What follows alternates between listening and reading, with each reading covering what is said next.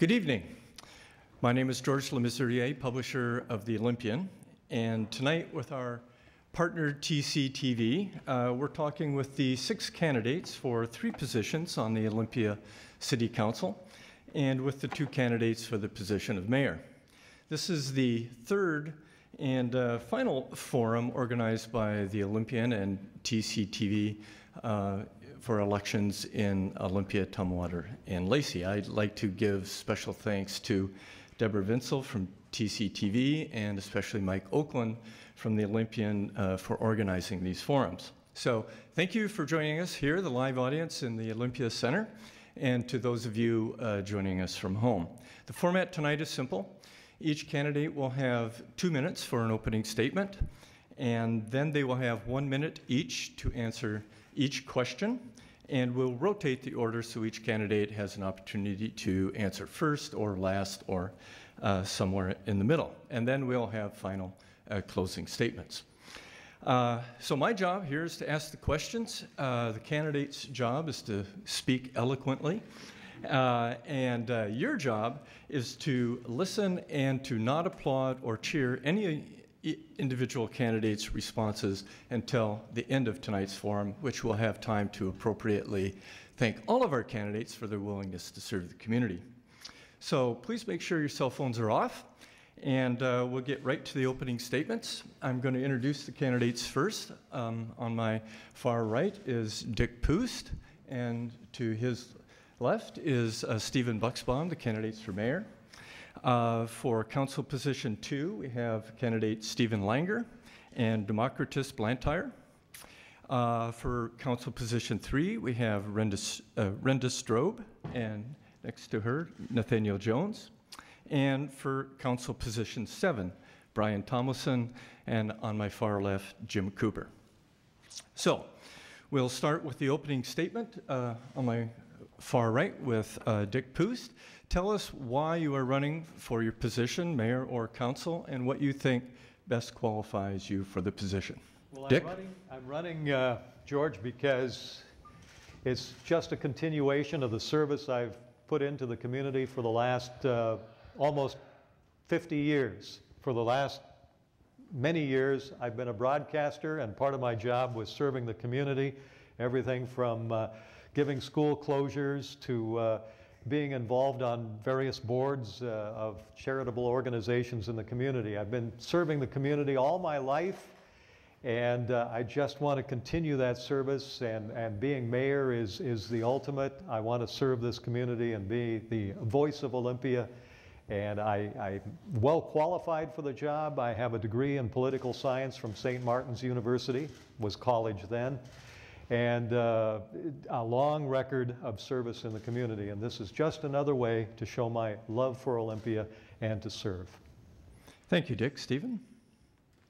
Good evening, everybody. So I'm Stephen Buxbaum, and most important to me, I am just fully engaged right now in doing what I think I do best, which is community development. I've got 30 years of experience professionally, working with cities and towns all across this state, building affordable housing, helping finance public facilities projects, and helping small businesses create jobs in their own community. This work I think of as not only my vocation, but it's my passion. And I feel fortunate at this point in my life to be able to focus my time, energy, and efforts on my own community. I have deep roots in Olympia. I've lived here for 35 years. My wife, Joyce Kilmer, and I live up in the South Capitol neighborhood. I remember actually 30 years ago participating in the design charrette for building this very building. I helped bring the Olympia Farmers Market downtown, and right now I can't imagine the city of Olympia without its farmers market. It's one of the things that I'm most proud of.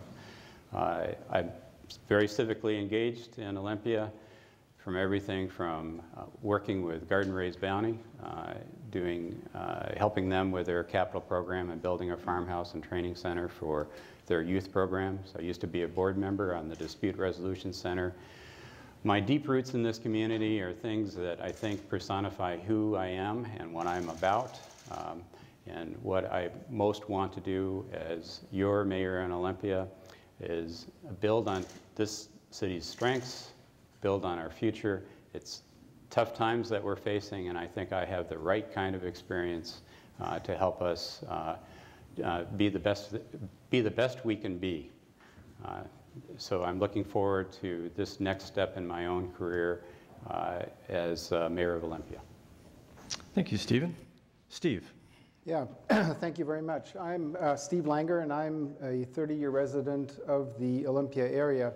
I was appointed to the City Council in May of 2010 and have been serving in position number 7, and I'll be running for position number 2. I'm a clinical psychologist. I have my own practice here in Olympia, and I've been doing that for actually over 30 years. Since I got started on the City Council, I led the preservation of the Legion Way tree corridor. I was really pleased that the first vote that I got to take on the City Council was to bring the downtown artesian well into public ownership. I've also worked with Mayor Pro Tem Buxbaum to tackle homelessness prevention and to get low-interest loans to do that. Currently, I'm the chair of the Land Use and Environment Committee, and in that capacity, I'm heading the downtown project. What we're trying to do is to make downtown Olympia safe and welcome for all. So we are doing a number of different efforts to make a comprehensive plan to work together with all the affected parties to make downtown a place that everybody wants to come back to. In addition to that, as the chair of the Land Use and Environment Committee, I'm also responsible for leading the Shoreline Master Program revision as well as the Comprehensive Plan revision. And of course, the Comprehensive Plan is the vision that Olympians have about Olympia. So I look forward to the rest of the talk tonight and talking to you more about some of the issues that concern Olympians. Thank you. Thank you, Steve. Demarcritus. Hi, I'm running because I would like to see a transition take place in the City of Olympia's government such that we have a directly democratic form. Now, that's a form in which all of the people of Olympia would directly, and amongst all of them, equally participate in rendering legislative decisions. Now, what this would mean is that we would decide what the taxes would be, what those taxes would pay for, and what the laws would be that we would be compelled to obey. Now, I'm of the opinion that if you were to have more people participating in rendering these decisions, it's a lot more likely that they would be in conformity with the wishes of the people of Olympia. I also think that we'll have far superior decisions because there'll be more information, more scrutiny of the information, more work, more depth of experience, and more diversity of perspectives to enter into the decisions that are rendered. Now, ultimately, what's going to happen is, of course, that we're going to have better decisions that get made. But also, we're going to have a system that is largely immune to corruption and conspiracy in government, major problems in our established representative Republican system that are effectively resolved with a direct democracy, because it's next to impossible to blackmail or bribe or get special deals from tens of thousands of people simultaneously, whereas it would be a feasible proposition if you were a special interest and there were only a few people that you would have to manipulate who monopolize all of the government's power into their own hands. We shouldn't concentrate all the powers also into a small number of people's hands because it's basically unfair. Because if we're affected by these things, by the laws we have to obey, by the taxes that we're compelled to pay, and by what those taxes pay for, then I think that we should have an equal amongst all of us and direct capacity to decide upon these various aspects that affect our lives. So vote for me and we'll have a transition towards a superior form of government. Thank you. Thank you. And Renda. I currently serve you on the Olympia City Council, and I'm here tonight to ask for your vote to re-elect me. When you vote for me, you'll be voting for experience, leadership, and diversity. The experience I bring is I have served on every subcommittee the council has: the Land Use and Environment Committee, the General Government Committee, the Finance Committee, and the Social Services Committee. I've chaired 2 of them. I have served on 6 interjurisdictional committees, and before I was elected to council, I served on the Thurston County Planning Commission. I will be the senior member of the 2012 council. And I've taken a leadership role in getting our 4th fire station and training center built to improve community safety, starting a transportation benefit district to make our roads safer and keep them maintained. I opened the first off-leash dog park in Thurston County, which is not just great recreation for our dog owners and their furry friends, but also helps us meet our sustainability goals, because people have one less reason to think that they need to have their own yard as our community grows more dense. I helped the founders of Camp Quixote find a permanent home to build a village which will provide subsistence housing for the most vulnerable members of our community, the homeless. By diversity, I mean I'm the only woman on the ballot. Women's voices are important in politics, and we should have equal representation on the council. I hope to continue working for you on issues that are important to our families. And because of the experience, leadership, and diversity I bring to the ballot, I've been endorsed by the National Women's Political Caucus, the Thurston County Democrats, the Thurston County Realtors, the Olympia Firefighters, the Olympia Police Guild, the Olympia Teamsters, Representative Sam Hunt, former Mayor Doug Maw, current Mayor Doug Maw, and former Mayor Mark Fouch. Thank you. And Nathaniel? Thanks, George. I came to Olympia 20 years ago, and I've raised a family here. In that time, I've been active in the community. I've found leadership positions both in the Democratic Party and also in my congregation. Currently, I serve on the board of Habitat for Humanity. In my career, I've spent decades now working in building relationships between cities and counties, working as a liaison to solve problems, to solve regional and local problems, and get things done by finding common ground and common interest. What I would like to do would be to change your expectations of the Olympia City Council. I'd like you to have a different idea of what the council can accomplish. I believe that the council must treat citizens with respect, must represent the will of the community, and council members must work well with each other. In my opinion, leaders work with the public to create policies which make sense, which have broad public support, and which reflect community values. At this point in the campaign, I've doorbelled thousands of homes and talked with thousands of people in our community. There's a handful of things that people are particularly concerned about, and their top interest is downtown and the future of downtown Olympia. What I'd like to do would be to restore the walking patrol, to address and clean up derelict buildings in downtown, to work with social service agencies and the police, to help sidewalk people find appropriate direction. And I think we need more events like Arts Walk in downtown. A couple of other things that I'd like to see happen is that I'd like to have a development code which is aligned with our community values, which is aligned with citizens' input into our comprehensive plan. And finally, I have a commitment to working with our regional partners to address regional issues. Thank you. Thank you, Nathaniel. And Brian? Well, hi, everybody. First of all, I want to thank the Olympian and TCTV for hosting this forum tonight, and to George Lamessurier for moderating, and to all of you for coming tonight. I'm a political newcomer, so this is all new to me, speaking in front of a group and being on television. I'm Brian Tomlinson. I'm 56 years old. I'm married to my wife, Mary, for 34 years. We have 2 grown sons and 3 grandchildren. I have a Bachelor of Science degree in environmental science and social science from City University of Seattle. My background is in business and management and technology, and my wife and I each have our own small business here in Olympia, and I do consulting work also for the Robert Half Technology Corporation in Seattle on the side. I'm endorsed by Olympia School Board President Alan Miller. I'm endorsed by CLIPA, or Capital Lake Improvement and Protection Association Chairman Jack Havens.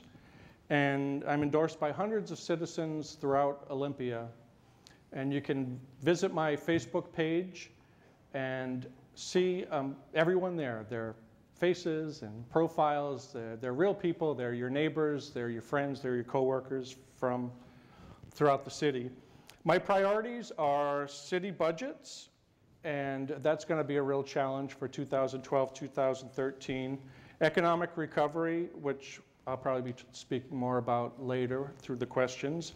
Environmental concerns and social services and education. And I would be honored to receive your vote and serve as your next city council member. Thank you. Thank you. And Jim? Thank you, George. Thank you to the Olympian and TCTV and all of you for coming out tonight to help figure out how you're going to vote. I'm really excited to see you all here. I'm Jim Cooper. I'm running for City Council position 7. In my day job, I'm the executive director at Together, which is a nonprofit here in Thurston County working to advance the health, safety, and success of our youth. I'm also the president of our statewide professional association called the Washington Association for Substance Abuse and Violence Prevention. In my background work history, I have extensive time working in the environmental field, doing hazardous materials cleanup, as well as helping landowners negotiate the critical areas ordinances in Thurston County in the jurisdictions as well as in the county. I also am an Army veteran, and I'm an Eagle Scout, and I'm proud of those things. The reason that I'm running for City Council is because service is in my blood, it's in my background, it's never been an option for me. My great-grandfather was a constable in Texas, which is similar to a precinct-level deputy sheriff. My grandfather was on the school board and the first full-time paid fire chief in the town where I grew up, where my father is now the mayor.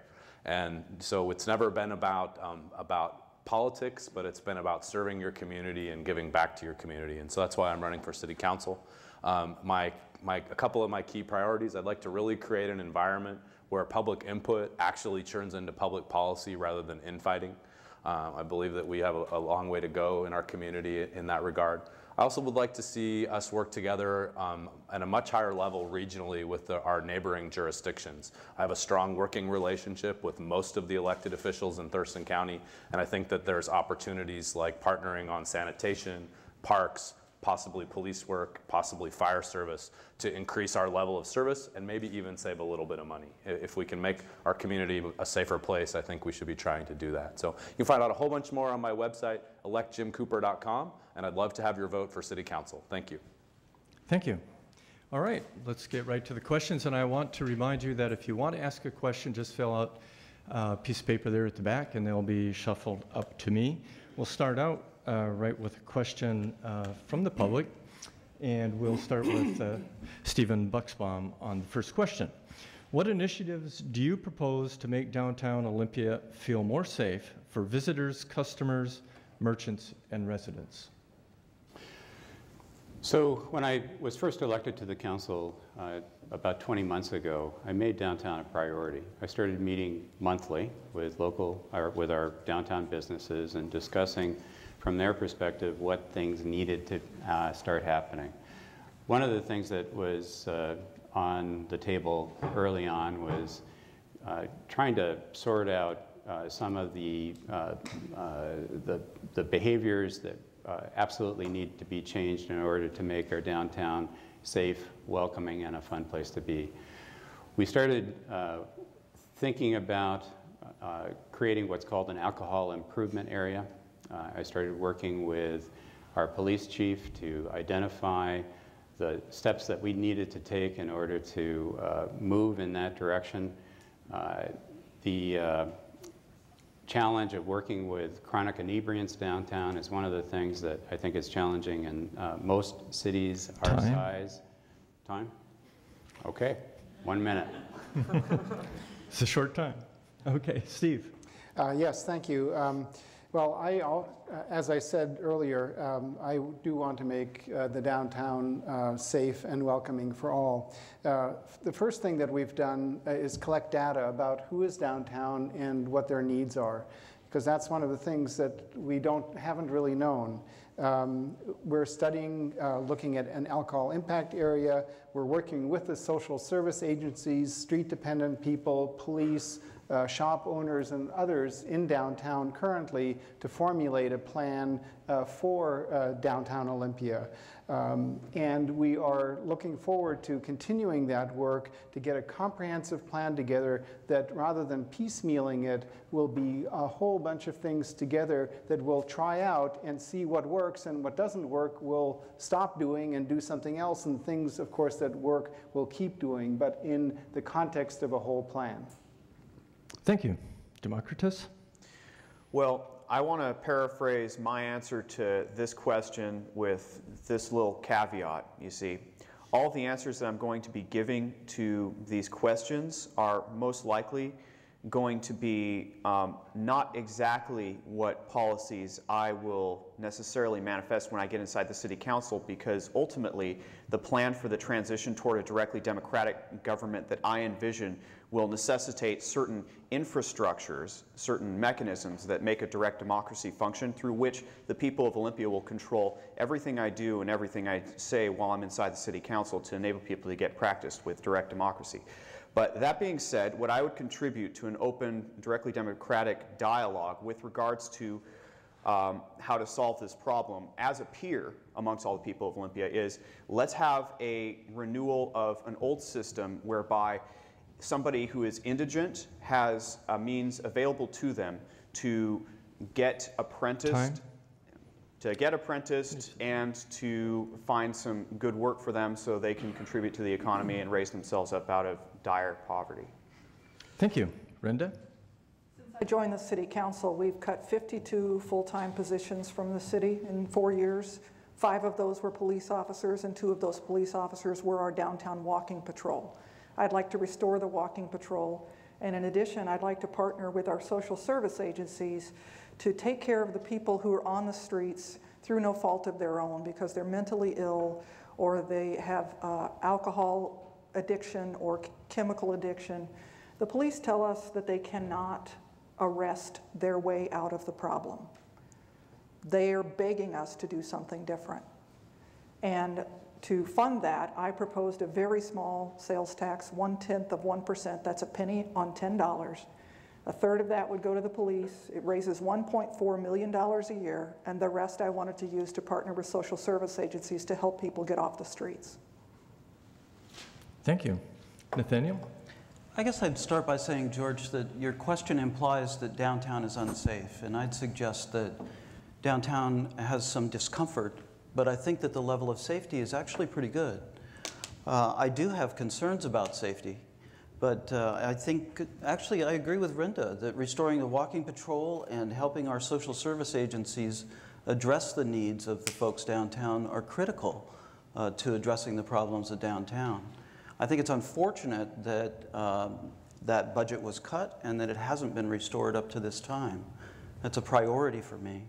I've been closely monitoring the work of Council members Buxbaum and Langer. I think that the work that they're proposing on derelict buildings, community renewal, the Section 108 low-interest loan program, and the alcohol impact areas are important things to look into and to consider. And so I'm excited to move forward.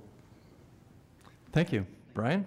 I agree. I would reinstate the walking patrol also, but in a way where it's not going to impact the budget any, because I've heard that it would cost somewhere upwards of $250,000 to reinstate the walking patrol, and I think that there should be a way that we could use existing officers that are already on the payroll to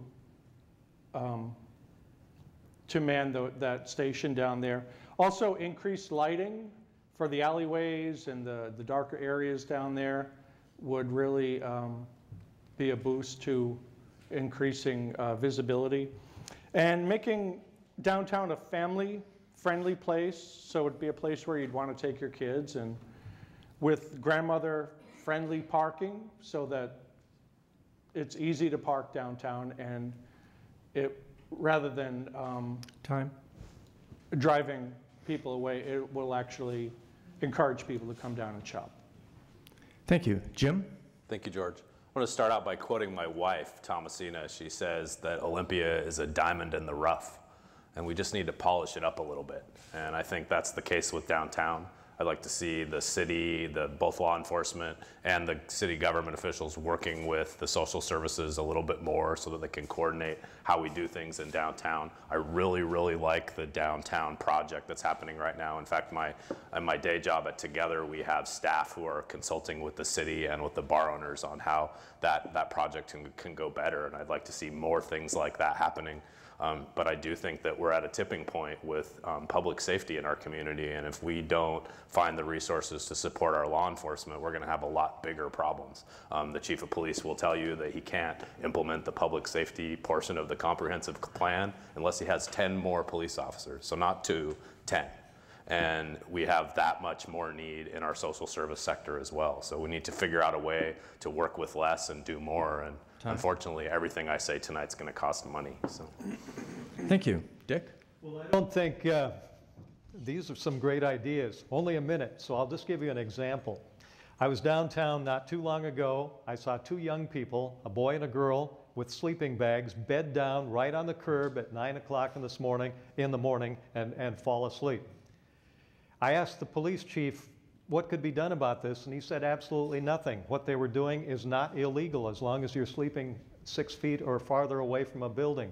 Now, if you were a parent and your kids were downtown sleeping on the sidewalk, wouldn't you want somebody to be doing something about it? I think the city has been studying this problem long enough. It's time to give the police and others tools they need so that you can get these kids off the curb, off the sidewalk. And CYS, Community Youth Services, was only a couple of blocks away. They could have gotten help there, but nobody was bothering to tell them or help them. It's a safety issue. Thank you. The next question will start with Steve Langer. This is a question about downtown parking, and I'll ask it in maybe 3 questions. Are you satisfied? It's my favorite subject. Are you satisfied with the new parking pay stations? Do you, should the city change its parking policies? And do you support or oppose a downtown parking garage? Okay, great. So parking garage, parking policies, and then what was the first Pay one? stations. Are you happy with those? Oh, yes, okay. Well, I don't like the pay stations. They are impractical, they're awkward to use, and actually, one thing I'm pleased with is that the Downtown Association labeled them in a way that makes them much easier to use. But it's what we have. When I first came on the council, it was a done deal, and we needed to get them up and get them going.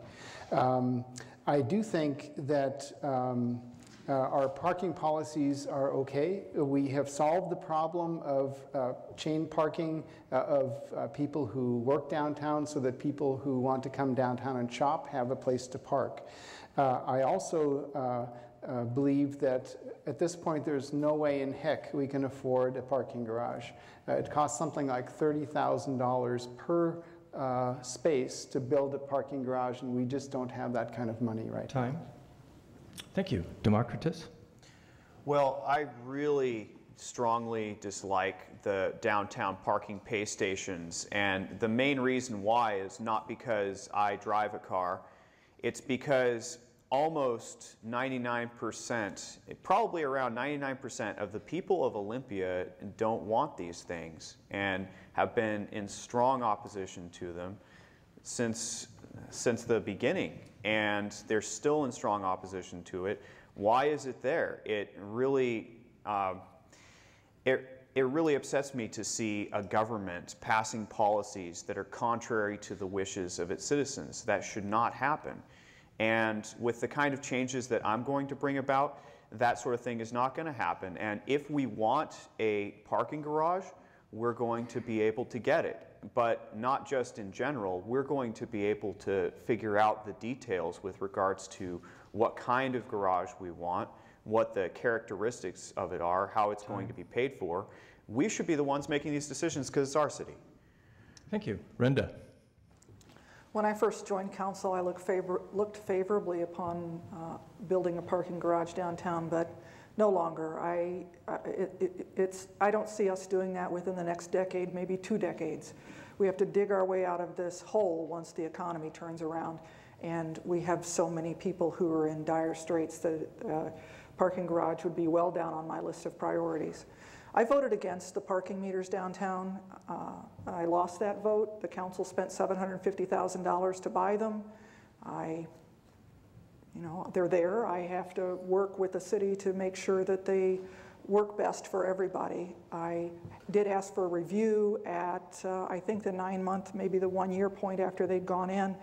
Asked that council review their efficiency and what impact they'd had on downtown.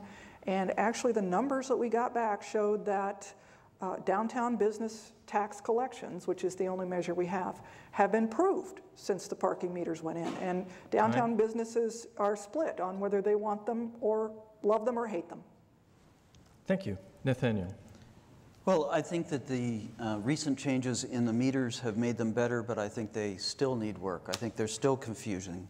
I think we need a rational parking system that's easily understood. I think that a garage is out of reach. I don't think it makes financial sense for our community right now. I think it's important to know that there are about 6 city-owned lots in our downtown now, and I think that there's a way to manage our overall parking system in a way that makes more sense and is much more intuitive. Thank you. Thank you. Brian. Well, I would love to see a parking garage downtown, but I understand there's no money there for that right now with the economy the way it is, but perhaps a public-private partnership in constructing a downtown garage, or maybe even a private party construction where city gets a percentage of the fees. I'm really not that opposed to the downtown parking machines. I kind of like them myself, actually, but I understand that people don't like them and they don't want them. Perhaps we could move them up to the Capitol campus area. But I'm kind of a techie guy myself, so I never have change for a meter. I like going up using my debit card, which I always have with me. And once I used the machine once, it was fine after that. I didn't really have that much of a problem with it. I use them in Seattle and Portland all the time. We spent $750,000 on them. I can't see scrapping them. We won't be able to sell them, and so that is a good question. Thank you, Jim. Thank you, George. So I actually have to agree with Brian. I find them to be fairly easy to use now, especially that there's new labels and they're not any different from the meters that you find in most large cities across the country, and some of them have been using for as long as a decade. I did one thing that I really like. I got an Olympia smart card, and this works in the old meters and the new. So if you do a little plug for parking services, you should try this out. But I did hear Steve Hall, the city manager, say just last week that since they improved the markings on those meters, the complaints have gone down virtually to 0. And I think having spent $750,000 out of the firefighters' pension fund to buy them, that we should pay for them before we think about removing them. I do think that if we're going to get to a point where we have a vibrant downtown that I think this community wants, we will need a garage. Of course, we can't pay for it now. And the last thing I'd like to say is that as far as overall parking policy, I know that we have some neighbors in the Capitol neighborhood that would like to see the city focus on parking policy in their own neighborhoods. I don't know if you realize, but they have to go down to the city on an annual basis and get a permit to park in front of their own home, which I have a little bit of a problem with. So I'd like to focus on that. Thank you. Dick. I love the free parking while it was available downtown. I think this is a case of if it ain't broke, don't fix it. Now it got fixed and now it's broke. I hate those parking meters with a passion, and I try to avoid them whenever I can, but they're there and we spent all this money on them, and the city is trying to make them more user-friendly, so I think probably it would be foolish just to throw them out, and maybe we'll get used to them like Jim and Brian have. and some other folks have, and maybe we'll all love them in a year or so. Maybe we should give them a little more time. As for a parking garage, I remember the days when some of you older people might remember when they were going to hollow out Sylvester Park underneath and build a parking garage there. It's interesting how some of the local casinos can just put them up overnight while we debate it for 50 years. Thank you. Stephen. Our parking policy needs to work for our downtown businesses. That's the point. We want to make sure that our downtown businesses remain strong, that our citizens can come down and have easy access to the stores and shops and theaters and places that are wonderful to visit downtown. We want to make sure that they have easy access. The parking pay stations were an approach of making sure that businesses were accessible, and they were meant to prevent a problem of chain parking of employees downtown and give businesses an opportunity to make sure that they could assure their customers an easy place to park close by where they wanted to be. The pay stations themselves, I don't think were well vetted. We have made some strides, I think, in terms of improving signage. What I think is most important to me is making sure that we make decisions based on data and the facts, and that we don't do things abruptly. Thank you. Democritus, we'll start with you on this question. Downtown Olympia has a lot of subsidized housing.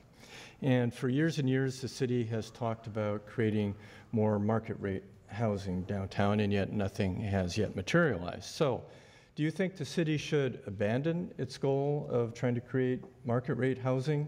And if not, what steps would you take to bring that vision to reality? Well, thought occurs to me that when it comes to a question like this, or to questions that involve decisions of how to move forward in the city's government, these are very complex decisions, and I have some of my own ideas, but I don't have the arrogance to seriously believe that my thoughts are the best possible thoughts of any deliberative body that could be trying to come up with effective solutions to this issue, right? Or trying to figure out how best to make the city grow. I think that if all the people of Olympia come together to figure out how to make market rate housing, if that's what we want, then that's going to be the best possible decision, you see, because we're going to be incorporating so many people's good ideas and so many people's relevant understanding of the information at hand. Now, I would like to see, personally, I think that it would be a good idea if we got rid of some of the height restrictions and we could build up instead of out, so that we could have more housing available, stimulate the economy. Okay. Thank you. Brenda. You asked, should we abandon our goal of market rate housing downtown? My answer is absolutely not. Downtown Olympia is the poorest census tract in Thurston County. The only housing we have down there is low-income housing. We should keep working on it, and we actually are, even in this economy, we have one project that's still alive.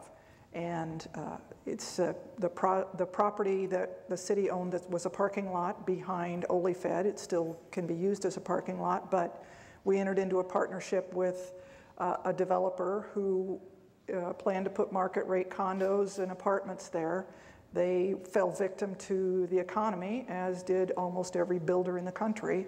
But the project isn't dead yet, and we're still hoping that we can keep it moving. I'm still hoping that we can keep it moving. And the way forward is to continue to make our downtown so attractive that people will want to invest there when investment money thaws out and people can get loans from the banks again and developers can get moving again. Thank you. Nathaniel? Well, I don't think that we should abandon our interest in residential development downtown at all. But I think that what we need to do is lay out a program that makes the private sector feel comfortable in investing in our downtown. I think that the single-purpose focus on residential development has been problematic for downtown Olympia. I think that we put all of our eggs into condo development for wealthy people at one point, And I think that the community rejected that idea. I think that it's important to have development downtown. I'm not sure that residential is where our focus should only be. I think we need to create an environment where commercial, office, retail, and residential development feel welcome and feel as though they can get a reasonable return on their investment. Thank you. Brian. Yeah, I really believe the bad economy put the kibosh on downtown market housing. The city was in negotiations to put in some housing over on the East Bay, and there was another location near Legion and 11th. And both developers pulled out when the economy took a downturn. There's no doubt in my mind that there would be developments there now if it hadn't been for that. And I believe we need housing for all income levels, low income, middle income, and with a mixed use, residential, retail, perhaps especially in the East Bay area there. The last development we had for housing other than the boardwalk, seniors housing from 1999 was the one on East Side Street in 2004. So it's definitely overdue. There have been studies done by the city that have indicated that in the next 10 years, there's going to be a need for approximately 2,500 units. Thank you. Jim? So I absolutely don't think we should abandon that conversation. I think that we actually have a few units that have popped up both on West Bay and near the Capitol in the last couple of years that have some pretty nice condominiums in them. I think that I'd like to raise the conversation level a little bit and talk about mixed rate housing. I don't want to have a conversation where only high income people are going to live in certain neighborhoods and only low income people are going to live in other neighborhoods. But what I haven't heard is, where do we want housing? Where do we want commercial, and where do we want retail? And as soon as we have that vision for downtown Olympia, I think that, and the city willing to put some incentives out there, like the project that Council Member Strube was talking about, the city's going to clean up the hazardous waste, and we have a lot of that in downtown. If we can put incentives out for our developers, like cleaning up the waste or creating a park block in front of the property, then I think that there's some that are ready to spend money now and build projects. They want it to be easy. They don't want to have 10 years of permitting to make it happen for their waterfront property. And there's a lot of uncertainty with the critical areas or the shoreline master plan being renegotiated right now. Thank you. Dick? First, you have to make downtown a place where people want to have housing. No one wants to live downtown. Well, the way it is right now, I was walking downtown with one of the local landowners, downtown property owners, and he says, "Dick, I want to show you something." And he showed me a building that he owned. It was empty, vacant building. There were people sleeping out in front of the building. This is in the daytime, people sleeping in front of the building. He says, "Dick, I want you to sniff the alcoves." And I smelled some of the doorway entrances, and it smelled like a toilet. He says, "I can't even get people to go inside and check out my building. I bring in prospective renters. They look at it and say, 'No thanks, I'm not interested.' Clean that up, and you'll have downtown housing developed on its own." Thank you. Stephen? People make choices about where to live based on where they want to be. And where people want to be, we can attract private investment. We have, I think, one of the most beautiful settings of a city anywhere in this country. And in terms of comparatively as a state capital, I think we're blessed with an extraordinary natural environment to build upon. We need to pay attention to our amenities, our downtown amenities. The progress that's been made on Percival Landing has been extraordinary. I'm sure that all of you folks have noticed the extraordinary difference in our waterfront just from making that simple upgrade in our shoreline.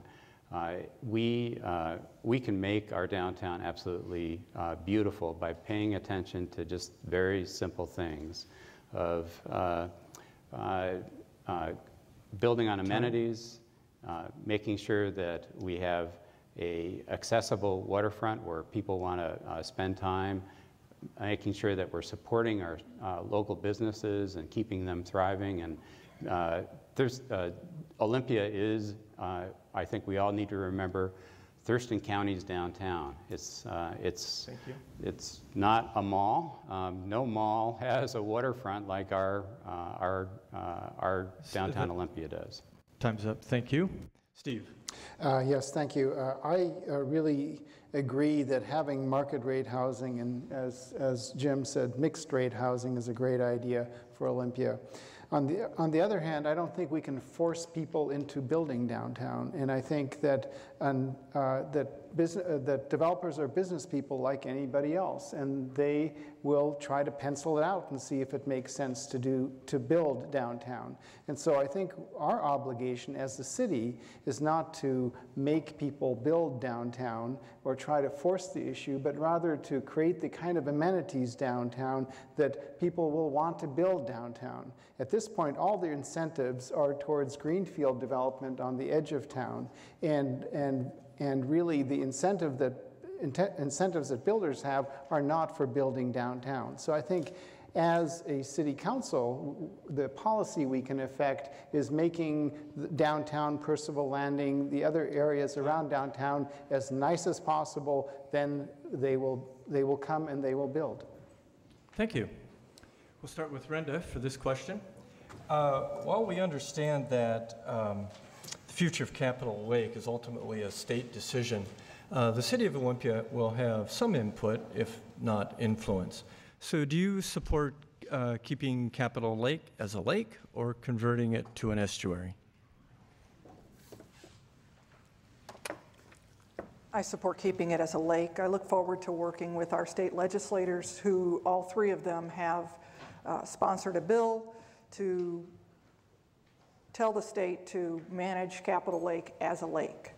I don't think it makes sense at this point to talk about a restoration of an estuary in a built environment.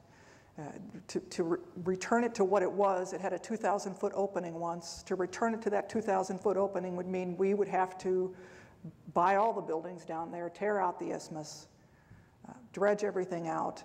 That's not even one of the things that's being proposed. So what's being proposed is a managed river or a managed lake. And I support the managed lake. Thank you. Nathaniel. I know quite a bit about the Capitol Lake issue. I've been involved with this for some time. And I think that it's important to recognize what the city's role is. The people of Olympia have a strong interest in what happens with Capitol Lake, and the City Council needs to represent that with the state process. Having said that, I don't expect any action on Capitol Lake anytime soon. The state doesn't have funding to move forward with one decision or another, and so I'm not certain why we're discussing this at this time. I think that it has been used in the past as a divisive, polarizing issue in political processes. What I'd recommend is that we look at the basin, the lake basin that's there today, and try to address the environmental issues and the opportunities for aesthetics there.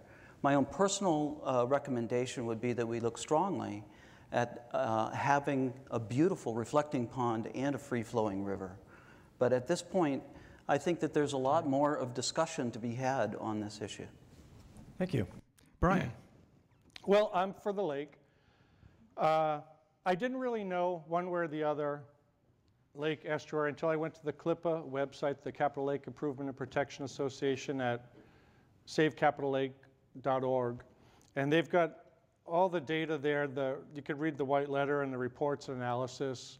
And there's a lot of great content there that'll help you make a decision on whether you're for a estuary or a lake.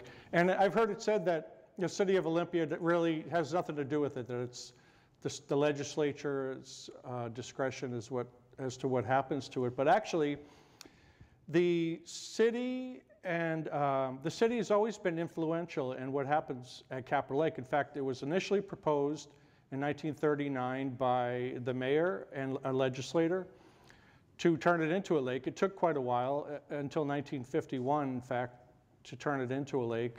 But it was with the support and push by the city. So the city will have a lot to do with the influence of estuary lake. Jim. Thank you, George. So I actually think it's deplorable that we have the mouth of the Deschutes River being in the condition that it's in right now. And that's a condition that we can't recreate on it. I can't run my dogs and swim and paddle my canoe on it because of the state that it's in. And to me, that lake is as big of an asset as a new 520 bridge or a tunnel in downtown Seattle. And I think that the city needs to lead the way in getting the state to give us that lake so that we can use it right now. We're not going to build an estuary anytime soon, but we need to be able to use the asset that's in our backyard right now.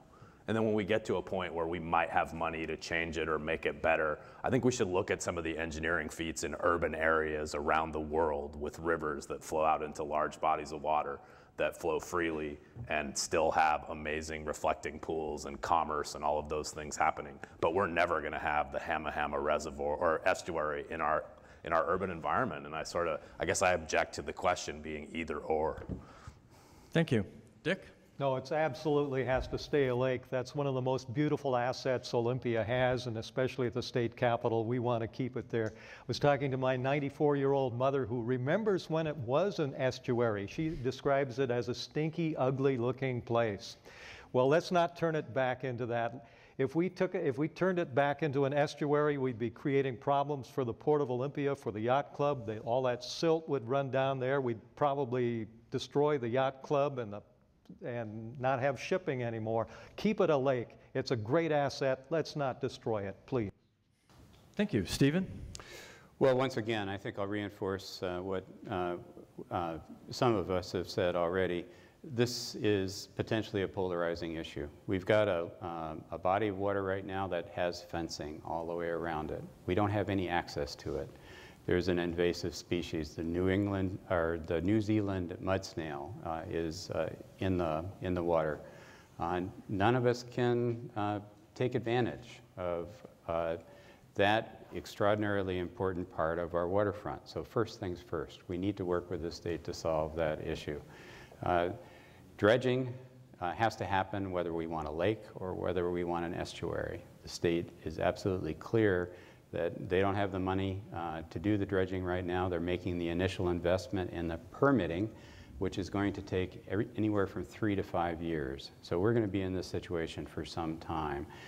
By continuing to say lake, lake, lake, or estuary, estuary, estuary, I really am concerned that we're just polarizing people. Let's pay attention to what the facts are about the issue. Thank you. Steve? Yes, I want to make it really clear, first of all, and I think it's been implied in what other people have said, the lake is not owned by the city of Olympia. It's owned by the state of Washington.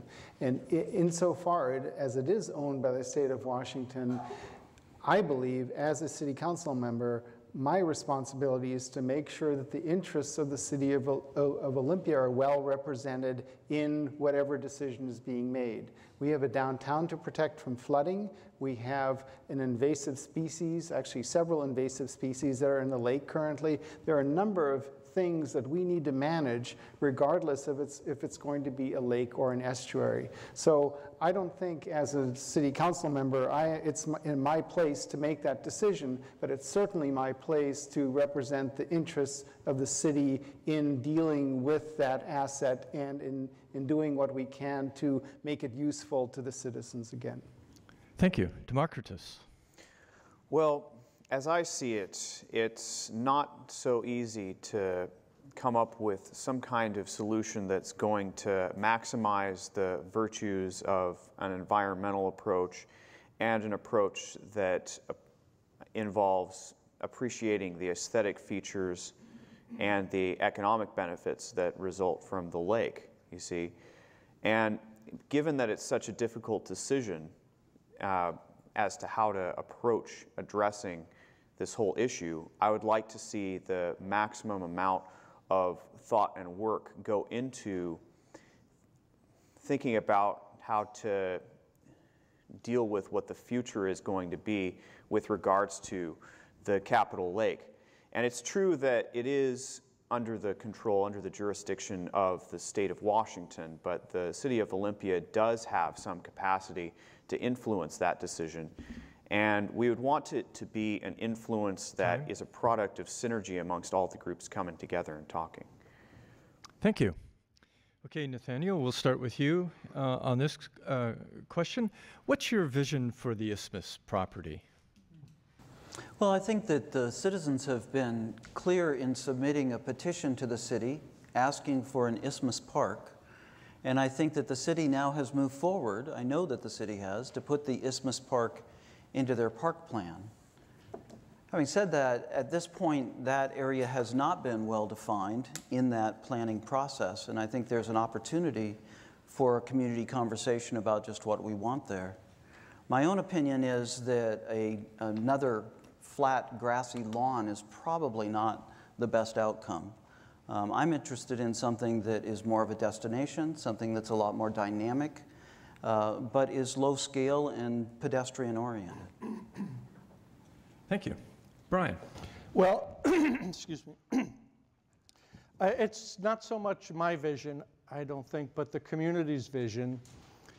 And I believe in a public purchase of the Isthmus, and I support the Isthmus Foundation's work that they're doing to make that happen now. I think the most important thing is to acquire that property, raise those buildings, and then decide. There's so many options what we could do with it. Once ideas start being thrown around, we can really clarify what a good solution would be for it.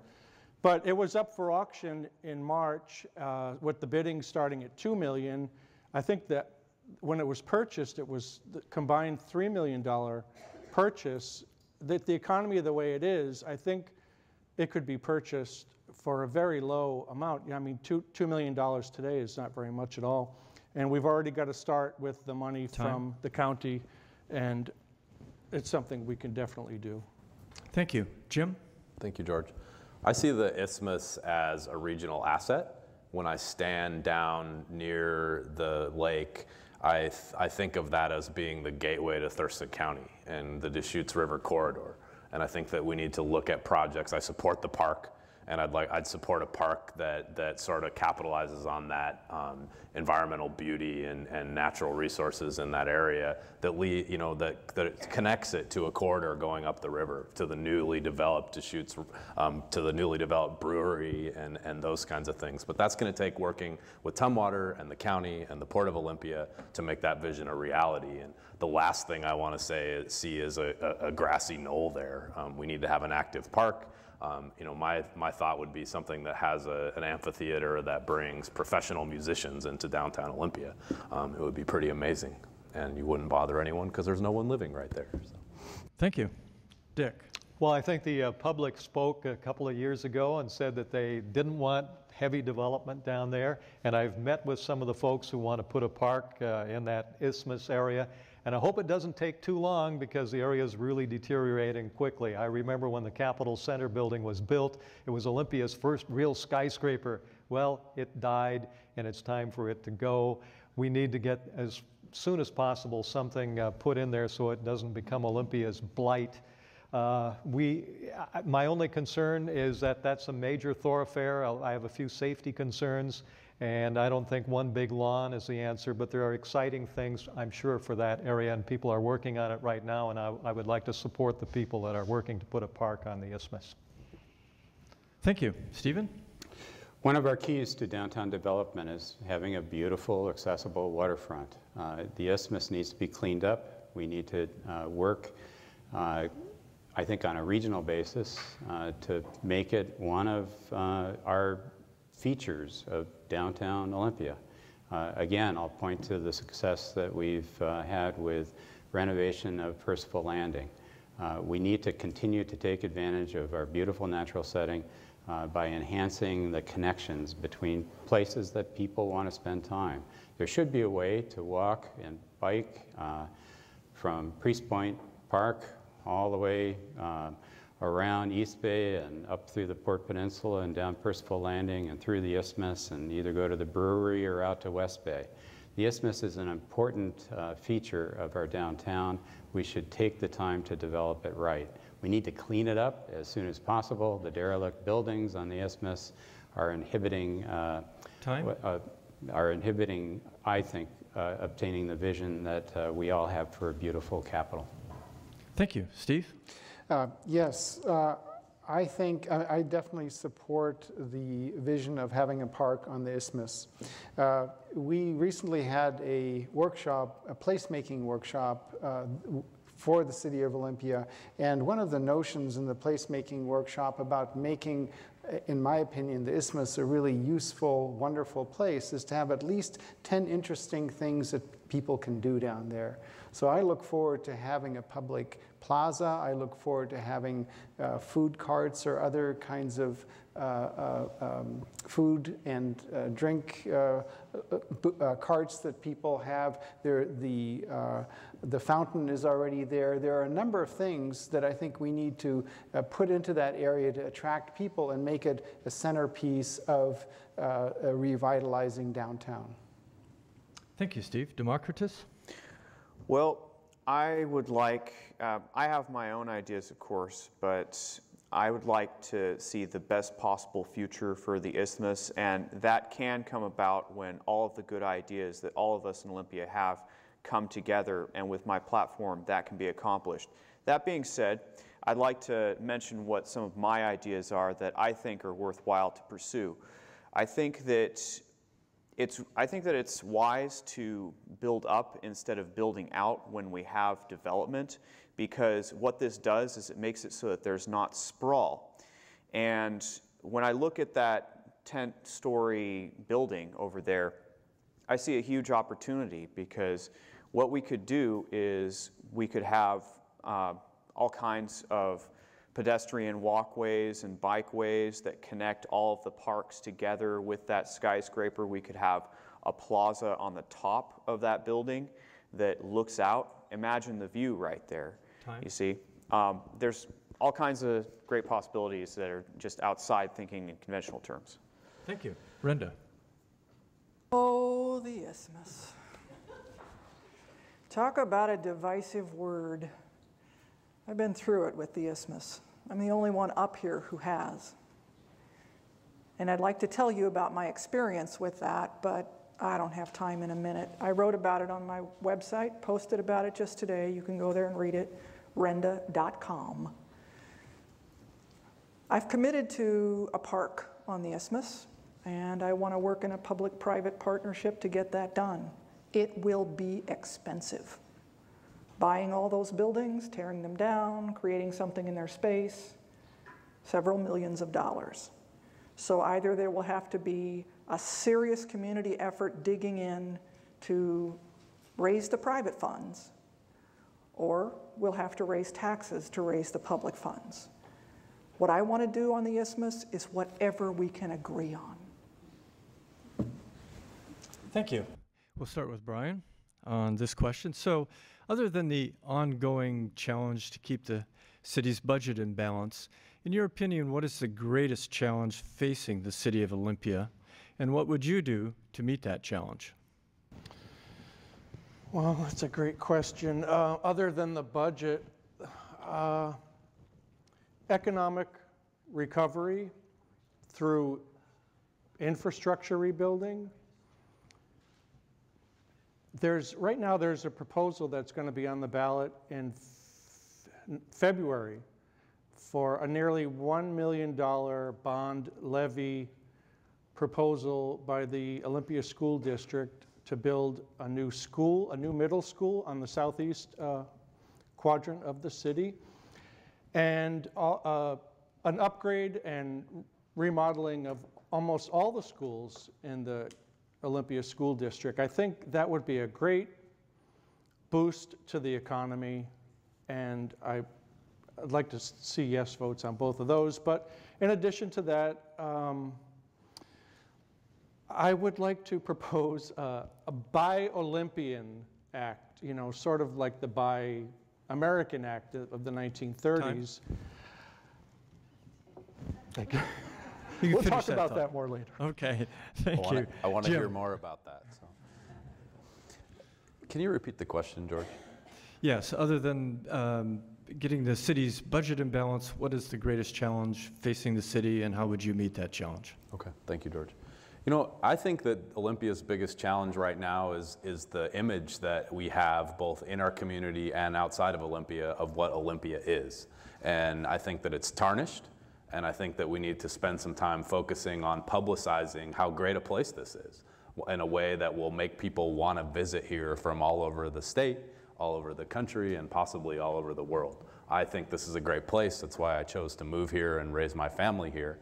And I think that we need to, as a city council, present a unified front about how great Olympia is so that people will want to visit here and come here, and we can get over all of the little things that we tend to make the paper for outside of Olympia that don't do us very good. Thank you, Jim. Dick. When you say budget, I assume you mean the entire economy, so I won't even mention the economy, which absolutely is the number one problem. But the number one issue I hear over and over and over again is that image people get when they drive through town on 4th Avenue in particular, about 4 or 5 blocks that needs to be cleaned up, taken care of. We need to improve our image right there. That's the biggest challenge, and I don't think it's that difficult. Let's just do it. Thank you. Stephen. So greatest challenge for Olympia. I think what we've heard so far, in some ways, if I can summarize, it's making sure that we're working together.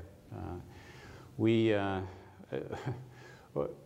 need to sort through all of our issues and interests as a community and line them up in careful order and take them one by one. Right now, I'm hearing a lot of different perspectives about this city, and I want to reinforce that we have an extraordinary city. That is, the building blocks of this city are its neighborhoods. Downtown is just one part of our community, but our greatest strength and what we need to do, I think, as a community is build on our strengths. Our greatest strengths is the diversity of our neighborhoods. This is a great place to live. People want to live here. People are continuing to move here. We need to work on our strengths. We need to make sure that we have our priorities straight. Thank you. Steve? Well, it's a great question, and I'm sort of debating about which of the many things I would want to address. And I guess I come down on agreeing with Stephen about that we really need to strengthen Olympia. We need to strengthen downtown. We need to strengthen the neighborhoods. We need to gain consensus about issues. We need to work together to make this really great place an even better place. And I think that is the biggest challenge that we have in front of us. And I'd like to participate in making that happen, not just on the city council, but also working with other jurisdictions, working with city staff, working with the citizens of Olympia. Thank you. Democritus. Yeah, I am reminded on this whole issue of a quote from Benjamin Franklin. It's never trade liberty for security. So I would say that at no time is the economy more important than our freedom. Now, freedom, how do I define that? I define that as deciding upon the important aspects that affect your life instead of other people deciding upon those things. Now, currently, politically speaking, we have a governmental structure that doesn't give us real freedom as Olympians. We don't decide the taxes we pay. We don't decide what those taxes pay for. We don't decide the laws we're compelled to obey. 7 elected people do that, and that's just not right. You see, this should be our city. This is our lives. We should decide upon these important aspects that affect our lives. So freedom is always number one for me, because you could have all kinds of other great things in your life, but if you aren't deciding your life yourself and someone else's, then those great things are going to disappear at the whim of whoever has the control. Thank you. Brenda.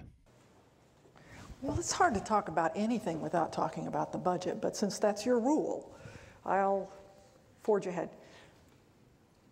I like the idea of improving Olympia's image, not just in the region, but across the country. And a vision I have for Olympia is that we become the best little city for the arts in the country. I'd like for us to be a destination on the West Coast for arts and culture. We have everything we need to make that happen. And it requires only that we work together. The thing I want to support that I think will catalyze that movement is housing for working artists, live-work housing for artists. It's called Art Space. I want to partner with a private nonprofit organization that specializes in that. You may remember they came to Olympia about 3 years ago. They told us that they thought we were a perfect fit for them. And I want to keep moving forward on that. Thank you. Nathaniel? Well, I agree that it's difficult to talk about issues without talking about the budget. But I also think that it's interesting to see the diversity that we have up here on our ideas of what the greatest challenge is. I think that we need to look long-term, and we need to see Olympia's position within the region and where we sit with our other partners within the region. Steve Langer said that all of the incentives for development, particularly residential development, are for greenfield construction on the edge of our community. As long as we allow that to continue, we're going to be sprawling out across the region rather than the sort of compact development which the citizens of Olympia have asked for. And so I think that one of our greatest challenges is to have that long view of where we want to be and how we're going to get there as we look to our partners and as we look to our own development in the future. Thank you. Thank you. We'll start with Jim on this question. So we've seen several incidents in downtown Olympia that have sometimes turned violent. There's been confrontations with police. We've also heard some calls for city ordinances that are targeted at poor behavior on the streets. And we've heard our police department say that they can police the city however City Council directs them to. So it seems to me that comes down to a question of community values. What are your values for a community? How would you, on the City Council, direct the police to police our streets? Question. Well, I think the first thing we need to do is approach it in a collaborative way, one where police are working with social services. And I think somebody up here had the idea of a hybrid walking patrol where we have social services partnered with police to take care of the issues in downtown. I do know one thing, and I think that it does not work to mandate or legislate respect. And so we have multiple ordinances now on city books that are redundant in that way, and they try to legislate respect. In fact, they've caused an increase in the number of people going to the court system. And it's not changing the behavior. And so we need to work on ways to work together and collaborate on a vision for downtown. And I think just bringing people to downtown will make the folks who are doing nothing, hanging out on the streets, want to be somewhere else and somewhere different. And so I hope that we can do that, and it's a monumental task, if you will. So. Thank you. Dick? I think protests should be allowed. Yesterday I spent time before the Olympia Council meeting over at Heritage Park, visiting with the people in the tent city there and talking with them and feeling their frustrations over things. At the same time, I think all protests and gatherings should be peaceful, must be peaceful, and it must be enforced. There's no excuse for going through town, breaking windows, throwing things, or yes, even blocking traffic. We need to be a lawful society, and the police need to have the authority to maintain law and order. That being said, things have to be done carefully so as not to make the problems worse or create a true riot. Thank you. Stephen? I think one of our most important values needs to be respect. Respect is non-negotiable. We need to focus on our community's security, thinking both in terms of what things are appropriate on the criminal justice side and what things are appropriate on the social service side. We need our police and our social services to work in a coordinated fashion. Sometimes I'm concerned that we ask our police to do things that are really more akin to social service work, and then the other way around. So we need to set up a system where we're working very collaboratively. My own interest is to make sure that we have somewhere incorporated in our system an approach towards dealing with justice in a restorative fashion. Restorative justice is, I think, a program that could be incorporated into our municipal court system so that we can deal with some of the stickier questions that we're asking police to do just through making arrests. Thank you. Steve? Yes. You know, I see the police and the emphasis on police as kind of a mistake. Police have said they can't arrest their way out of the situation, and I agree with them. They cannot. I think we need to look at this as one piece of a larger puzzle, and that we really need to take a comprehensive look at what it is that we're doing in this community. And I think it really breaks down to a guiding principle, which is that we as Olympians take care of the people that are here, but we also expect something in return. That is, that we expect people to behave in ways that make sense and that are courteous and respectful of others. So I really see the police as only one small part of this, and social service agencies and other folks who work with people downtown as a really important part of this. Thank you. Democritus? Well, I believe that constitutionally protected civil liberties they're not self-enforcing, but I think that they're non-negotiable, they're absolute. We cannot sacrifice anybody's basic freedoms because we think there might be some kind of reward at the end of it in terms of getting some kind of perhaps development downtown or whatever. There's no excuse for not protecting people's basic rights. And it so happens that my opponent in this race, Steve Langer, has voted for certain anti-homeless laws that do not respect the basic freedoms that are protected inside the Constitution of homeless people. And I would like to see a transformation take place in our society in which we treat everyone equally and we treat everyone with respect, such that we can all have a future, not one that embodies a bunch of confrontation, but one that embodies a lot of collaboration towards greater prosperity for everyone. Thank you. Brenda? So you ask what are my values and what would I ask the police to do? And my values are that the law should be enforced with compassion. And I think that's Olympia's values. We call it policing the Olympia way. And it's a really tough job. Imagine when you approach someone, you don't know if they're violent, if they'll pull a weapon, or if they're mentally ill, or if they're just hurting and scared. And we ask our police to do that every single day, and I'm proud of the job that they do. I think we need to give them better resources and by that I don't mean more laws.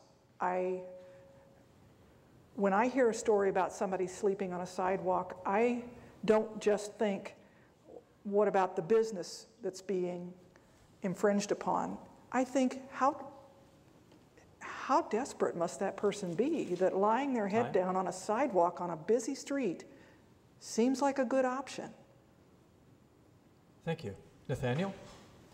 I think it's a great question, and I think that it's one that we need to wrestle with as a community. I've heard a number of things up here that I agree very strongly with. I like enforcement with compassion. I think that's totally appropriate. We're talking about violence, as I understand, and police enforcement of our laws, and I think the police have a definite role to play there. They are our representatives on the street in those situations. But I absolutely agree with the comments that have been made up here about collaboration and coordination, the involvement of social services. I would include the faith communities in that. I think that we are learning through the current recession that we are more interdependent with each other than we have realized up to this point. So I am looking for restorative justice as a part of the solution. I'm glad that Stephen mentioned that. And I think that we as a community need to recognize our relationship with each other, with our families and friends in supporting each other through the troubles that we're seeing, particularly in our economic situation. Thank you. And Brian? Well, you're probably all familiar with the Los Angeles Police Department's famous line, to serve and to protect. And I always admired that concept, and I think that's definitely what the police department in any city is obligated to do. I'm a big supporter of the Olympia Police Department, and I think we should let them do their job. You know, Chief Roberts, he's relatively new to Olympia, and he comes from a background that's very similar to Olympia, where he was the chief in Eugene, Oregon, a city not so much unlike Olympia. And I think we made a great choice in selecting Chief Roberts, and I think that we should let them do their job, stay out of their way, unless there's a pattern of problems and the city manager and council can exercise their authority to investigate. But I don't see that being a problem. Thank you. Okay, we've been all the way around once, so we'll start back over on my right with Dick Poost with this question. We've merged many public services here in the South Sound. Medic One, Lot Alliance, Intercity Transit come to mind. So what other public services do you think could be consolidated or are ripe for consolidated with our sister cities? Well, I heard a brand new one at a neighborhood meeting the other day where there was a problem with too many garbage trucks in the neighborhood. This was on North Street, where part of it's Tumwater, part of it's Olympia, and the neighbors were complaining that day and night there were garbage trucks coming through from different entities. One day it would be Olympia, the next day it'd be Tumwater, and so on and so forth. That's just a minor little thing, but maybe that's one that nobody thought of. Maybe some kind of cooperation there might be a good idea. Brand new idea. Thank you. Stephen? Well, in one part of our town where we have an overlap, checkerboard between Tumwater and Olympia, that idea has been around for a long time. People have been struggling with it for quite some time. One of the things that I think is most important to focus on when we think about merging services, Olympia, Lacey, and Tumwater are one real estate market, we're one retail market, we're one labor market. We need to collaborate together very closely as three cities. There's opportunities to consider collaboration on things like public parks, on a fire district, probably multiple services. I think most important and something that we need to focus on right away is having an urban corridors strategy where we're increasing density appropriately along our corridors so we can enhance our transit system, so we can increase the frequency of buses and hopefully move towards some kind of rapid transit system. A strong transportation system is a key to our whole region's growth. Thank you. Steve? Yes, I actually agree with what Stephen has said so far, but one thing I'd like to add is something that we're actually already doing, but I'd like to see more of, which is coordinating our efforts in maintaining roads. One of the problems we've had in the past during snow events is that Olympia might plow right up to the city limits, and then it might be hard for people to get through the Lacey side of it or vice versa. What we've worked on is coordinating those, and I think we can do more to continue coordinating with the adjacent jurisdictions in terms of making the roads passable in the wintertime. Other than that, I agree with what Stephen has been saying. Thank you. Democritus? I think that generally speaking, it's a good idea for the cities to be working together because basically, if you were to look at it without having any demarcations denoting that this is Lacey, this is Olympia, this is Tumwater, it all looks like basically one city. So a lot of coordination is a good idea. I think it's especially important that we work towards developing a city that is more resource efficient and is something that is more beautiful and uses space more wisely and is more ecologically sustainable and frankly more economically feasible. And a vision for this is contained within the concept of the eco-city, which is a system whereby you have mixed-use zoning, you build up instead of out, and you make it so that there's a whole bunch of pedestrian walkways and bikeways such that people are able to accomplish their daily itineraries in a matter of minutes, what used to take hours with our current transportation system. So we should work towards that. Thank you. Renda? So as you noted, we're doing a good job of working together now. We have several examples of that. Joint Animal Services is one, and of course our sewer system lot. We collaborate on our 911 call center, and we have good interjurisdictional agreements with our police and fire.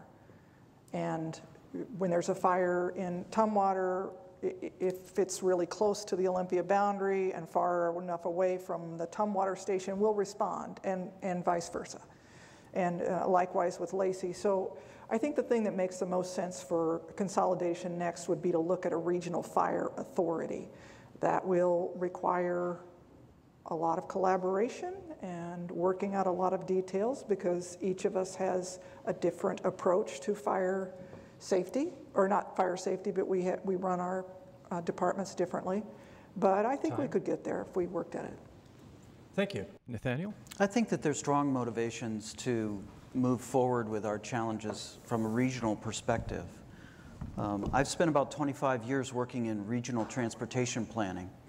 There's some areas of public service that need to be looked at from a regional perspective and really can't be dealt with efficiently or effectively at a local level.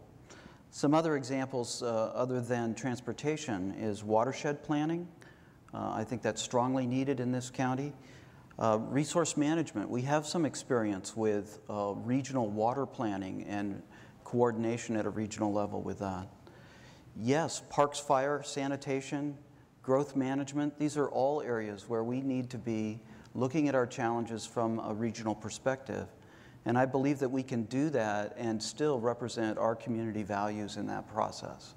I think that, again, our economy is knocking on the door and telling us that we need to do things differently than we've been doing them up to this point.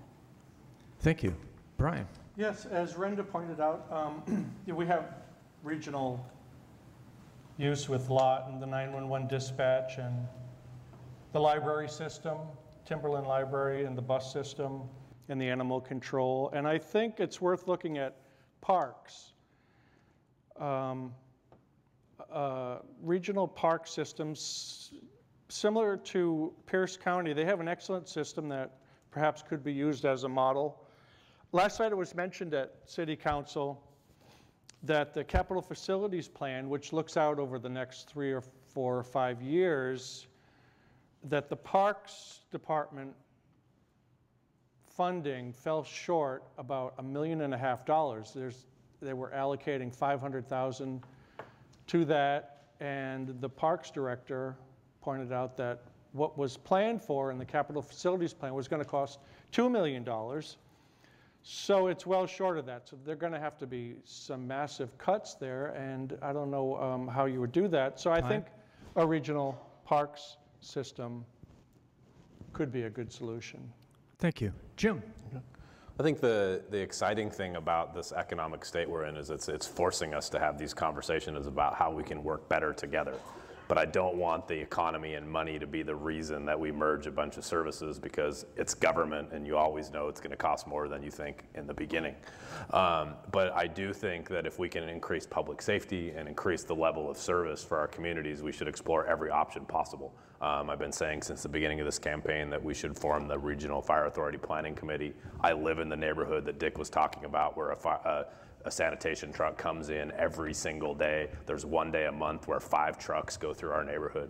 And that seems like a simple thing to fix. And it's a 7-year contract with labor and all this involved. But if we get the right people at the table, I think we should be able to fix it. The last thing I'd like to see, and I'd like to see it sooner than later, is a reinvention of how we fund health and human services in our community. This is a Thurston County region. The people who live in South County access services in Olympia all the time, and we need to reinvent that.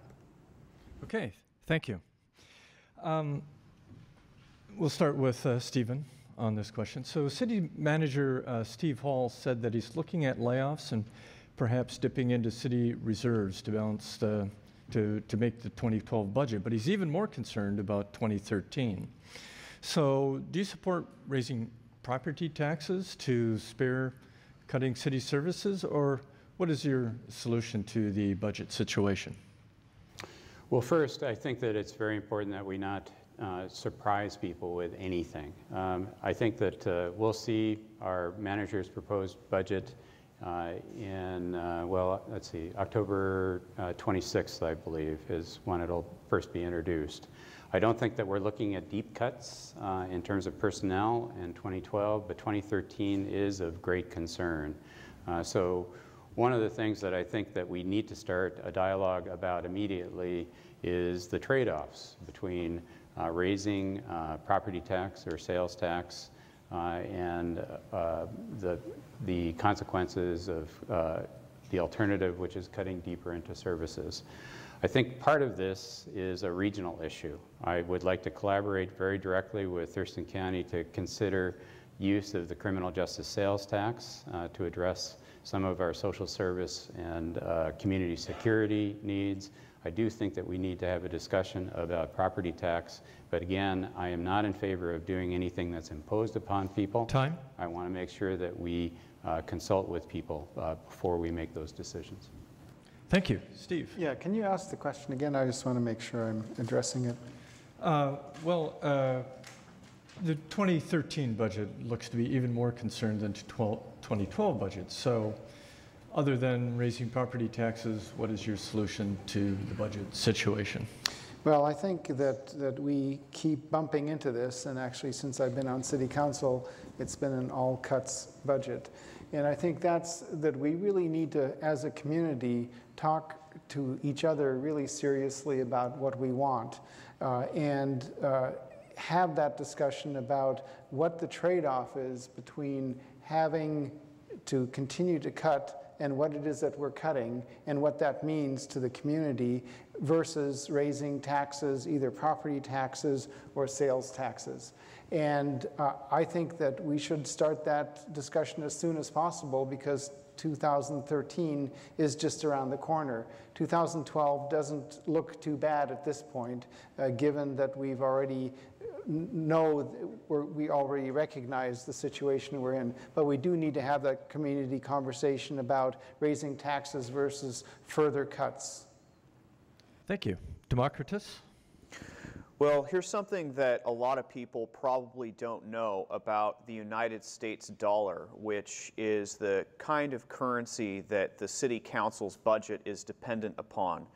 It's a currency whose issuance is controlled by a private bank, the Federal Reserve Bank, and it happens to be notes, which are fiat currency. Their value is just conjured up out of thin air.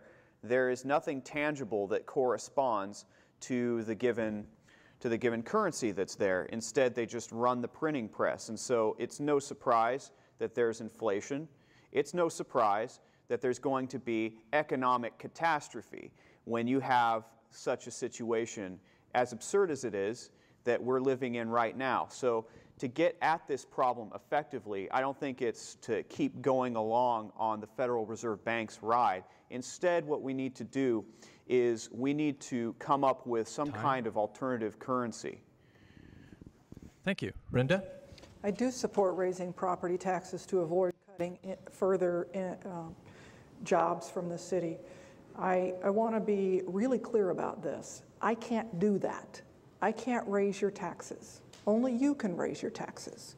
I can ask you, and I want to. I want to put it on the ballot and let you vote about it. The same with the sales tax that I talked about earlier. I can vote to put it on the ballot, but it's your decision.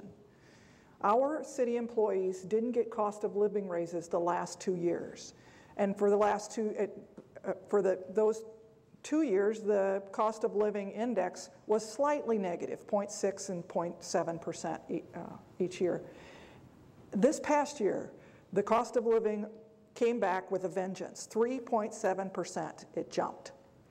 And I don't think we have the money to give them cost of living raises this year. I don't think that's fair. I don't think it's fair to balance our budget on the backs of our city employees. We either have to forego cost of living raises again or cut benefits with the money we have in the bank today. So I think it's the time to ask you if you want to raise your property taxes in order to preserve city services and keep our great employees. Thank you. Nathaniel. Yeah, great question. Thank you. I want to start by pointing out that we've just been through a major expansion of bricks and mortar construction in Olympia. And a lot of the facility development that we've seen was actually put on our credit card, on our community credit card. Where not only did the city manager talk about 2013 as being a real problem, but he also said we're in a position where we really can only maintain what we have. There's no opportunity for additional growth in our budget. Recently, the City Council dealt with a proposal that was sprung on them to raise the sales tax in our community with no real opportunity for a community discussion about that. A decision needed to be made abruptly in order to get it onto the ballot. I feel as though I'm running out of time, so I'm going to jump ahead and say that I would consider raising taxes, but only after a thorough community conversation about that, only with thorough community understanding of where the city budget is, and only recognizing that it's a community decision. Thank you. Brian. Well, that's a tough one, and there's no easy answer. Raising taxes as a last resort, perhaps. I'm not for raising taxes in any way, shape, or form, but if people want them and they vote for them, then that's up to the voters. Perhaps postponing projects that we can postpone would be one option. Perhaps a vehicle tabs fee, maybe a utility tax, something like that. Of course, that's a tax. But I would look to the city manager and the city finance director for guidance in this regard. But my mantra has been no new taxes, cut spending, and raise revenue. Since I'm against raising taxes, and I think we've cut spending as much as we possibly can, that would leave raising revenue. And we would have to get really innovative in that way to try to raise resources and revenue that way. Thank you. Jim? Thank you, George. Well, I think we live in a day where, thanks to Tim Eyman, it's almost impossible for your taxes to be raised and have it be a surprise to you. So I think the best tool we have is to let the voters decide. We're at a place right now in the city of Olympia where I thoroughly believe that they've made a lot of cuts around the edges, and they've cut the things that are non-essential. We've laid or reduced our workforce, but we're at a point where it's going to be a decision of raising revenue or cutting essential services to our health and our well-being. And in that thing, when we get to that point, I think it would be irresponsible for a council to cut the budget that dramatically without first asking you, the voters, whether you want to raise revenue and increase the revenue pot in the city of Olympia. And then if you say no, we'll figure out a way to balance the budget. But first, I think we need to ask the voters, and the nice thing is it'll never be a surprise because you have to agree. Thank you. Dick? Well, if it came to a point where it was, would the fire truck get to my house in time to put out the fire or raise taxes, I think I'd have to say I'd be in favor of raising taxes. But taxes would be my very last resort. In the meantime, I would try to cut spending. There'd be no more new city halls. There'd be, I think maybe we have too many studies that we spend $80,000 for this one and $100,000 for that one. Maybe I'd trim the studies for a while. And do you know that those traffic calmers in your neighborhood cost $65,000 a piece? That doesn't count maintenance. So some of those things I would cut first before I cut other things. Okay, thank you. This will be the last question, and we'll be starting with Steve. The question's been asked here tonight that after all the public participation and input on city initiatives, the public hearings and other avenues that the city council provides for public input, how do you decide now is the time to make a decision and to show leadership? Interesting question. I'm not sure quite what to make of that, except that I guess I can describe how I go about making a decision. The first thing is that I do want public input.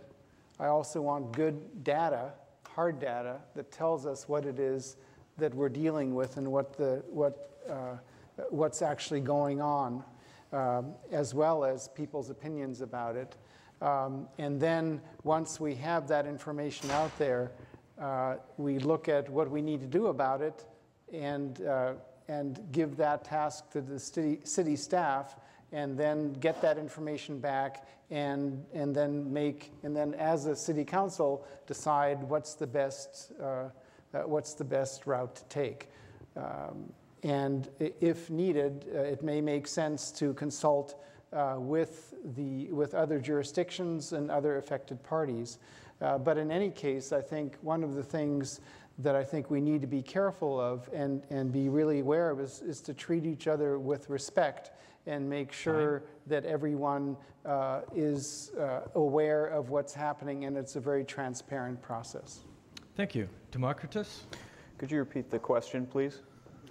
Well, I was paraphrasing, but the question is, after all the avenues for public input and participation in city council initiatives, public hearings, and so on, how would you, as a city council member, decide now is the time to make a decision and show leadership?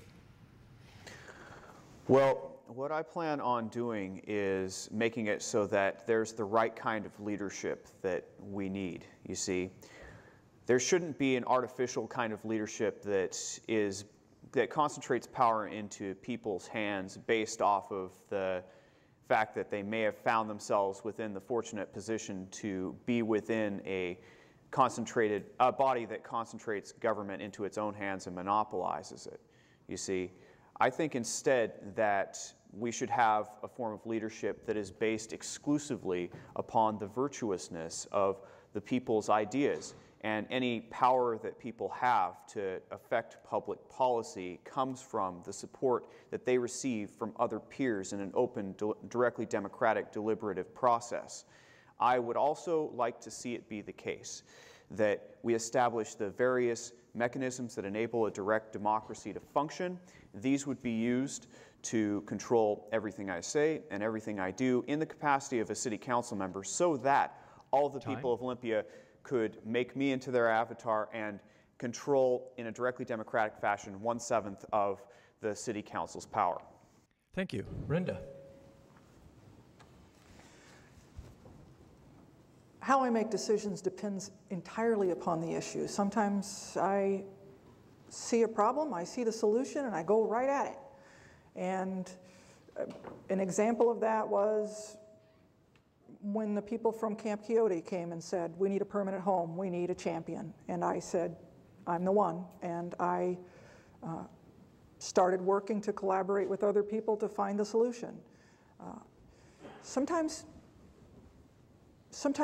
you need to involve the entire community in a process that takes a long time. And you need to go slowly and carefully. And an example of that is we're updating our comprehensive plan right now. I chaired the Land Use and Environment Committee when we wrote the public process that would engage everybody in writing our comprehensive plan. It is so good that the governor gave us an award for it. And she sends all the other communities in Washington to Olympia to see how it's done. Thank you. Nathaniel? Well, once again, George, I'm going to take your question and turn it a little bit. What you said was when the public hearings are done and the standard process of public involvement is concluded, how would I make a decision? And I would start actually by making some changes in our public involvement process. I feel that leadership is about building broad-based support for initiatives. And I think that absolutely we need data in order to do that. But I think that what leadership does is allow the decision to coalesce. And I'm not suggesting that we will have community-wide consensus at all. But I do feel that when the other 6 members of the City Council are able to work with you and find a majority that will bring something forward and move it along, then you know that you're ready to move forward. So again, I think that I would support Karen Rogers' concept of community meetings that are supported by the council as a whole and greater public involvement. Thank you. Brian. Well, leadership to me means saying what you mean and meaning what you say and taking risks. And this country was built on taking risks. So I say, let's help get Olympia up off its knees and marching down the road to prosperity. You know, Thomas Jefferson said that country is strongest in which every man feels himself a part. So I would update that today to statement to say that country is strongest of which every man, woman, and child feels themselves a part. So my main message is partnership and community and unity and family values and a spirit of collaboration. Thank you. Jim? Thank you, George. You know, I think that we're at a time where we have two different definitions of the public input process. We have the legal one, which involves all of these hearings, and I myself have been to thousands of public hearings in my lifetime, and more often than not, I'm the only person in the room to speak on an issue. If it's not controversial, there's almost no one there. And then we have this other side of the thing where people are coming together in their neighborhoods and in their different sects of the community and talking about what they want to see Olympia be. And I think we need to capitalize on that process, on that side of public input, and make sure that we're hearing from the people that we don't hear from all the time. And you know, I can say this because I've seen it in Olympia. Sometimes decisions are influenced because 100 people are louder than the rest of the city, and we need to get to a place where we can hear from more people. I also support Karen Rogers' concept of getting out in the community and just listening, doing some town halls in some different ways so we can hear from people. It's any elected official's biggest challenge to feel like they've heard the people speak. Time. But you also, as an elected official, I'm prepared to do this, have to be able to draw a line in the sand and say, I've heard enough, I'm going to make a decision, and it's not going to make everyone happy. Thank you. Dick. I think sometimes we study an issue too long. I was in the audience when the council deep-sixed the Trillium development, but what struck me wasn't the council's decision to reject it so much as it was when I heard it. They'd been trying to get a decision for 6 years. Now, if it takes that long to get a decision, that's way too long. I mean, what business wants to locate in Olympia, or what affordable housing outfit wants to come in if it's going to take forever to get a decision on whether to go or not to go? And I think maybe we're doing the same thing right now with regard to the situation in parts of downtown Olympia. It's getting worse. We're not doing anything about it. Let's not study it to death. Let's do things. Thank you. Stephen? Doing the public's business is a challenge. One thing that I think I can well represent at this point in my tenure on the Olympia City Council is I've paid attention from moving from listening to the public, being inclusive and transparent on decisions, and making things happen. I can represent the things that I have accomplished in these last 20 months, thinking just of 3 examples. First, about a year and a half ago, starting to meet with a very small group of clergy, which expanded to over 35 clergy, to address the issue of homelessness. And we now have a regional intake center to address homelessness, something that we have needed for years and years. I also used my expertise to create a new tool for helping small businesses create jobs in our own community and help nonprofits fund the work that they do by creating a federal program that provides low-interest loans. Thank you. It's very hard to do the public's business under sound bites. Thank you. Okay, we're going to give the candidates 1 minute for a closing statement. We'll start with Democritus, and I'll warn you I'm going to be very strict on time. So go ahead, Democritus. Well, I think that this is our city. We should have control over the important decisions that affect our lives. We shouldn't have other people running these important aspects of our lives. We need to rise out of the condition of political childhood that we find ourselves in right now. People don't always remain in a state of childhood. They don't always remain in a state in their lives. They don't always remain in a state of powerlessness, having other people decide important aspects of their lives. And that's because while it is difficult to face the additional burdens of adulthood that involve taking responsibility for your own decisions that you make, you still have a much better life because you have more freedom for yourself. And I reckon that we will have a much better life for ourselves in the city of Olympia when we take control of our own lives. Thank you. Renda. I'm Renda Strube. I offer you experience, leadership, and diversity. And I hope I've shown you in the last couple of hours that I have a good grasp of all of the issues facing Olympia city government. I've spent 4 years on the council serving you, and I've enjoyed it. I think I've been very effective at it, and I just want to keep working for you. Thank you. Nathaniel? I've spent my career working with boards, commissions, and councils, working with local government in order to solve problems both locally and regionally. My understanding of leadership is building strong consensus, broad support for an outcome, and working with the community to do that, rather than striking out and expecting others to follow.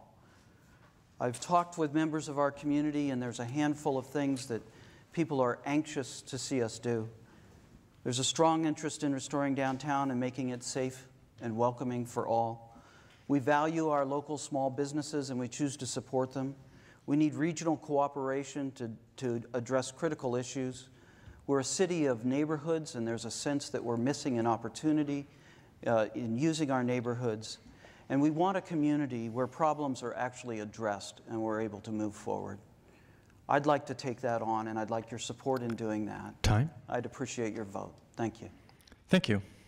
Brian. Folks, as your council member, my focus is on 4 things: the city's budgets and maintaining the quality services and utilities and core functions we currently have, economic recovery through infrastructure rebuilding, such as roads, sewer systems, water projects, and rebuilding schools. And I encourage everyone to buy Olympian. Make a conscious effort to grocery shop in Olympia, shop downtown, shop on the west side, patronize restaurants in Olympia. This will increase sales tax revenue. Number 3, environmental concerns like saving Capitol Lake and eliminating the invasive species in the water there, protecting our shoreline and protecting public access to it, and maintaining the health of Budd Inlet by working with the city storm and surface water utility, as well as social services, strong support. I'm a strong supporter of Quixote Village and Panza, and caring for our most vulnerable citizens, children and the elderly, and the chronically homeless. Time. And I thank you, and I look forward to talking to you and meeting with you again sometime. Thank you. Thank you. Jim? Thank you, George. I'm hoping that you'll vote for me for Olympia City Council because I'm experienced creating positive outcomes for people and the environment. Throughout my life, I've come to believe that any group of people can come together and create some sort of common vision, or they can at least agree to disagree. The vision that I'd like you to hold is that Olympia is absolutely the best capital city in America. And if there's no contest for that, I think that we should create one and bring people from all 50 states to Olympia to see why it's the best capital city in America. So I'm asking for your vote. If you'd like to find out more, please visit electjimcooper.com, and I hope I'll have your vote for Olympia City Council position 7. Thank you. Jim, Dick, over to you. Well, while running for mayor, I want you to know I made a brand new friend. His name is Steve Bucksbaum. He's smart, he's got depth, he knows what he's doing, and I really admire him. And I want you to know that no matter how you vote, you get 2 more years of Steve because he's going to stay on the council. If you vote for me, you get any ideas that I may have, you get me as well as Steve. So vote for me and you get both of us. Thank you. Stephen. Well, I appreciate Dick's endorsement, and I think we should put the smart The smart person, the person with depth in the center of the dais. You want to lead the city with experience. I have more than 30 years of experience in community development, making things work in communities throughout this state, both in building housing, helping create jobs, and finance public facilities. This is a time that we need to lead with experience. It's a very important time for our community. I want to make sure that I put my skills, knowledge, and experience to work for this city in mediating and negotiating the issues and interests that are of most importance to you. A vote for me is a vote for experience. A vote for me is a vote for confidence in our future. Please support me for Mayor of Olympia. Thank you very much. Thank you. And the last word tonight goes to Steve. Yeah, thank you. I would very much like to continue my work on the Olympia City Council. I would be honored to have your vote to do that. I pledge to continue working on the downtown project to make downtown safe and welcome for all and to take care of our vulnerable people. I also pledge to protect the waterfront and to continue to keep Olympia's quality of life high, even in these very difficult economic conditions. And I pledge to work respectfully with all the other city council members, city staff, and other jurisdictions. And please feel free to look up my endorsements and other information on my website, stevelanger.info. Thank you. Thank you. You know, it takes a lot of courage and sacrifice to run for office. So regardless of which candidate you support, let's show our appreciation to all those who stand for public office tonight.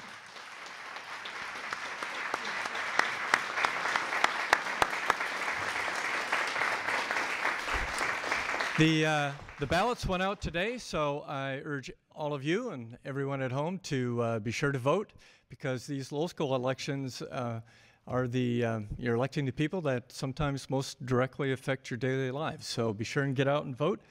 Thank you all for joining us here and at home, and good night.